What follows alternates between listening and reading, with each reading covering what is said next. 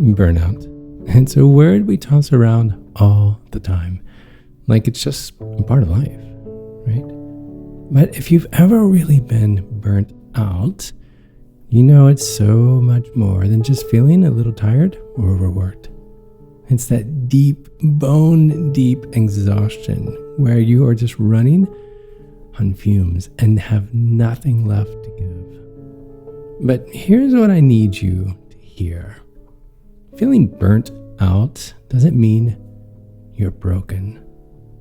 It doesn't mean you're not doing all that you can. It doesn't mean you failed or reached the end of the line. Actually, it could mean you're right at the beginning of something new. Here, imagine this with me. You're driving a car that's been going for hours, right? Road trip, no brakes, no rest stops, just endless highway. And the gas light's been blinking for a good little bit now. The engine's getting hot and those tires worn thin. You can't keep going like this, right? So you pull over. You fill up the tank. You give the engine a break. Maybe even change those tires. Maybe a coffee or a chocolate chip cookie. And once you've done that, you are ready to get back on the road stronger than before. Well, burnout is a lot like that. It's your body and your mind saying, hey, something needs to change. But the good news is, just like that car, you can refill, you can reset, and you can get moving again. And this time, with a full tank. Here, let me show you how. I'm Chad Lawson, and let's calm it down in 3, 2, 1. Now, burnout doesn't mean you've hit your limit forever. It just means you've been running on empty far too long. And that can happen to anyone, whether you are a student trying to juggle school and friendships, or just a professional buried in deadlines, or maybe a parent trying to manage the chaos of family life. Burnout doesn't really pick a favorite, right? So where do we start? How do we start rebuilding? Well, the first thing, we have to stop.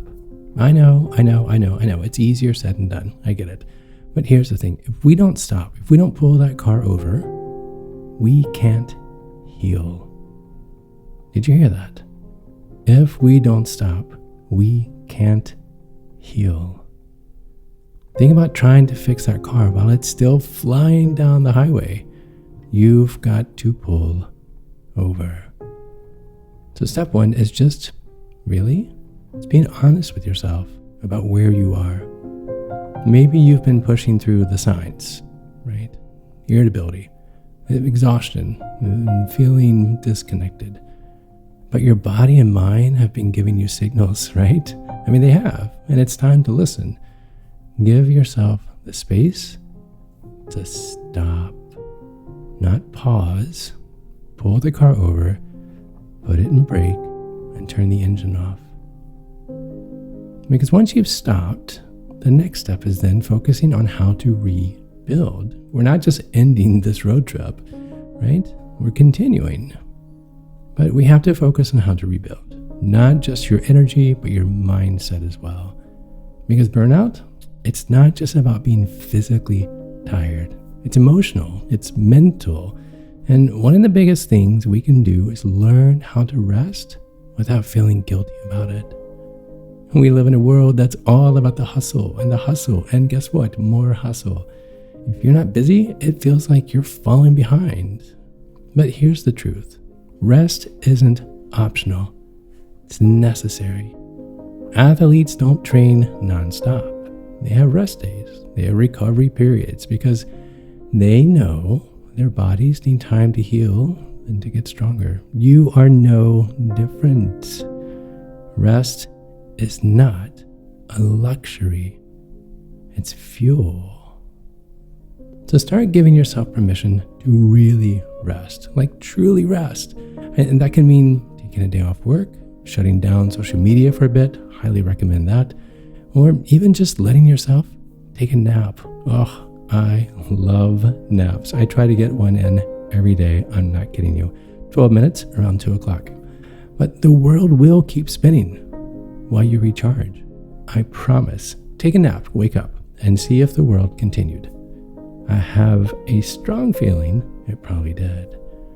But it's not just about physical rest. Your mind needs a break as well. That's where mindfulness and meditation and even just moments of stillness come in. Give yourself a few minutes each day to breathe, to center yourself. You will be surprised how much difference those small moments actually make. So let me ask, when was the last time you were truly resting? Not the kind of rest where you feel guilty about it, but the kind where you just let go and just breathe. If it's been a while, what's been holding you back? And how can you start making space for real rest in your life? Now, burnout is not some new phenomenon, but the term itself, it's really fascinating. I did a deep dive into it. It comes from a German guy named Freudenberger. He was a psychologist back in the 70s, and he saw something happening to people around him, especially high achievers. Listen in, this is really fascinating. So these high achievers, these were folks who on the outside looked like they had it all together, but inside they were running on fumes. Does it sound familiar? This psychologist, Freudenberger, sorry if I'm mispronouncing his name, he realized this wasn't just your regular kind of tired. There was something deeper. He called it burnout, like a fire that's burned through all of its fuel and is just now smoldering. His work, especially in his book, The High Cost of High Achievement, it looked at how people pushed themselves so hard in the name of success and how they end up paying a steep price, their health and their well-being. And this idea that burnout is the price that we pay for overachievement. I mean, do we ever stop to even think about that, right? I mean, this idea, it changes how we think about exhaustion. It's not just about being tired. It's about running on empty because we are fueled by perfectionism and high expectations and the pressure to just keep going, to keep achieving. And what I think is interesting is his work taught us that burnout isn't just working too hard.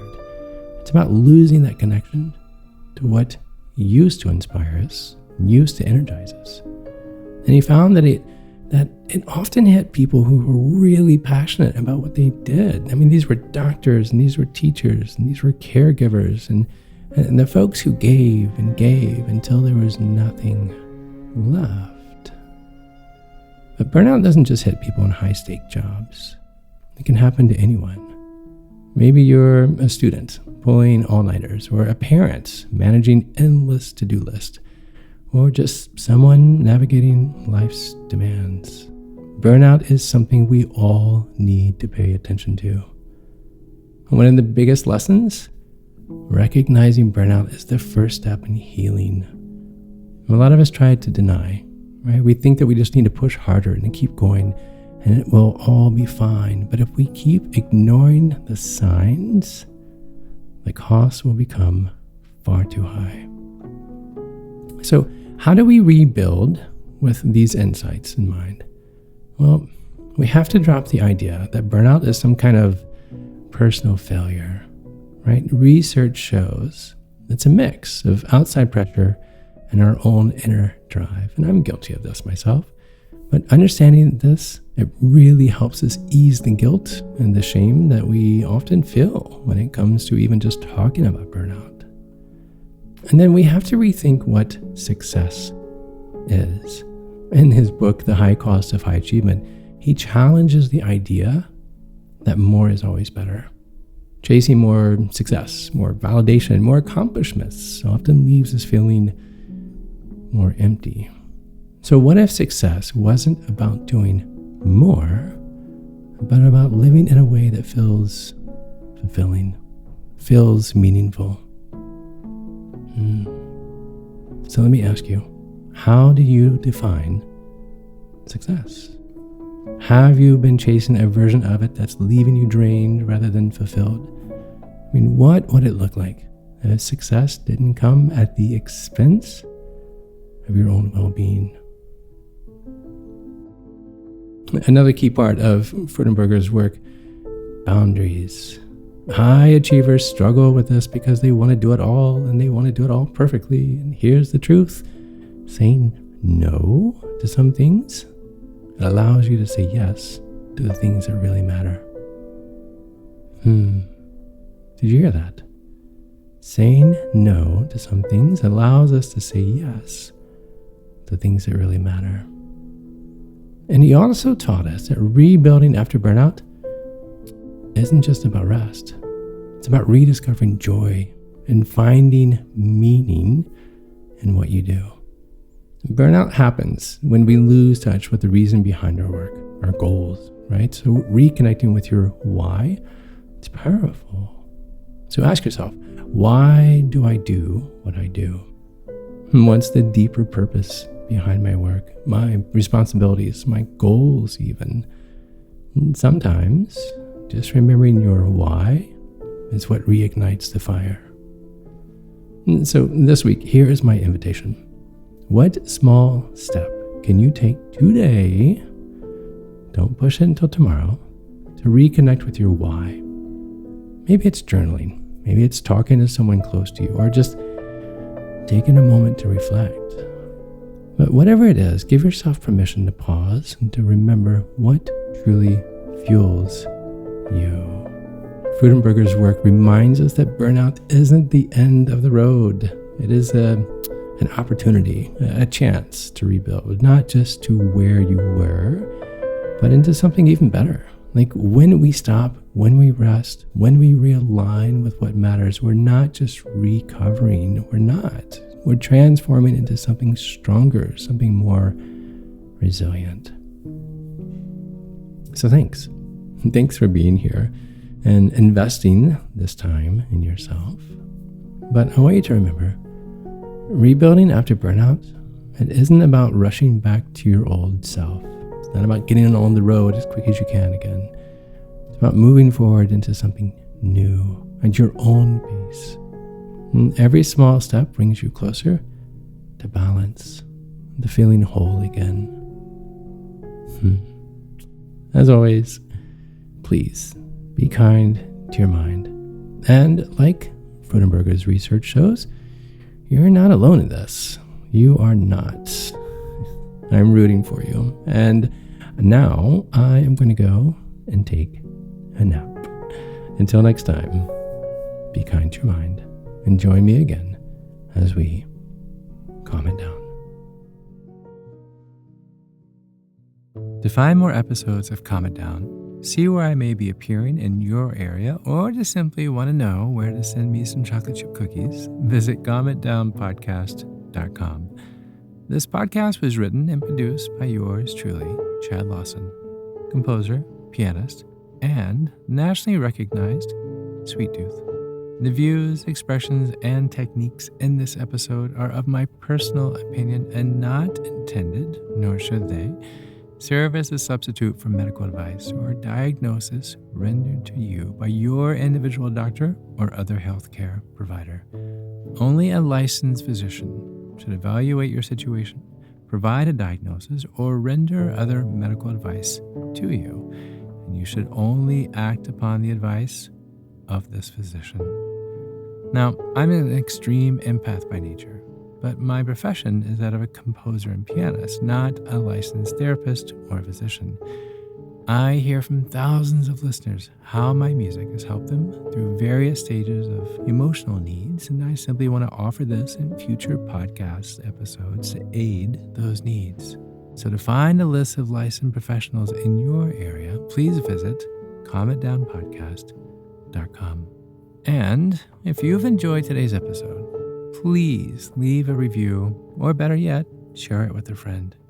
While it takes less than 60 seconds to do, its impact will last for years to come, as every little bit helps in growing the awareness and the importance of mental and emotional health.